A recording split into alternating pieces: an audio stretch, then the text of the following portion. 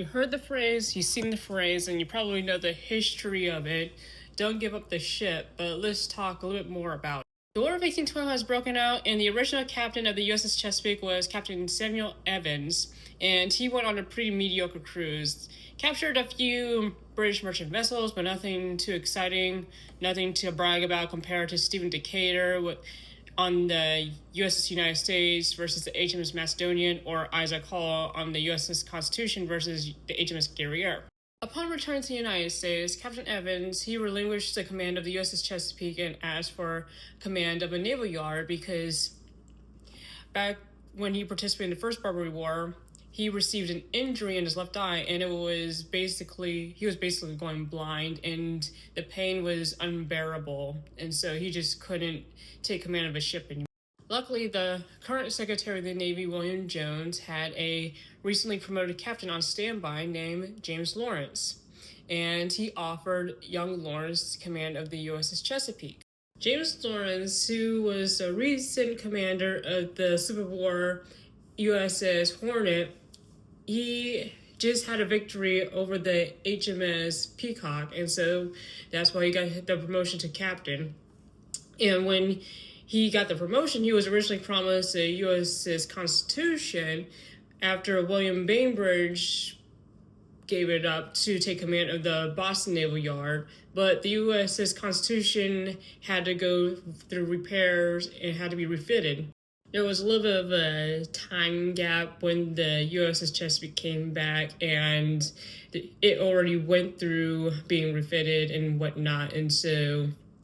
she was ready for the new commander after Samuel Evans gave her up.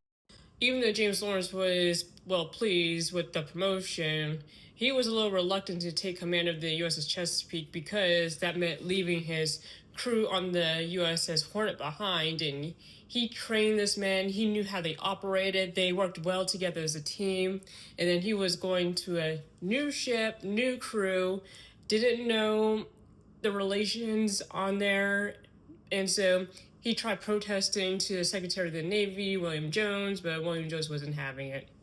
Now, the crew on the USS Chesapeake under Captain Samuel Evans, they were waiting to get paid, but the Secretary of the Navy, he wanted the USS Chesapeake to sail off as soon as James Lawrence took command, and so they protested. To make matters even worse, James Lawrence, he was going through his lieutenant list, and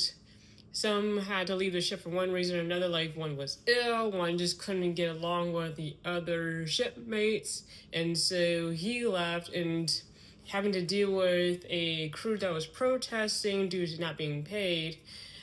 this was a nightmare for James Lawrence. It took a little moment, but James Lawrence convinced the crew of the USS Chesapeake to stay on and to go out on another cruise with him. And during all this, there was the HMS Shannon, captained by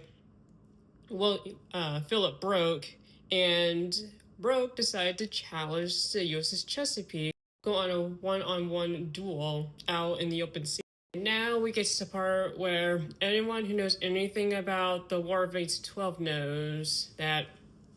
it was a valiant effort on the USS Chesapeake's part, but unfortunately lost to the HMS Shannon. And of course, James Lawrence's dying command, "Don't give up the ship," inspired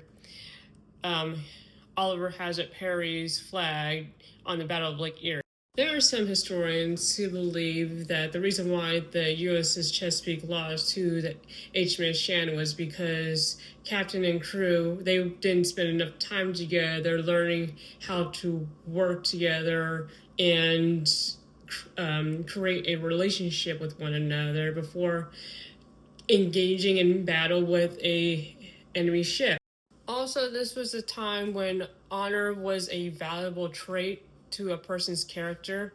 and James Lawrence, he felt that his honor or reputation was at stake if he did not engage in this ship battle, the ship duel against Captain Philip Broke of the HMS Shannon. Bro was a little touchy because after writing a letter to the Secretary of the Navy requesting a furlough after being command of the USS Hornet, the Secretary of the Navy said no. And before that, like back during the Barbary War, James Lawrence, he made a request, and the Secretary of the Navy said, if you're not willing to fight, there are other men, other heroes who are willing to take your place. And that hit a nerve, James Lawrence.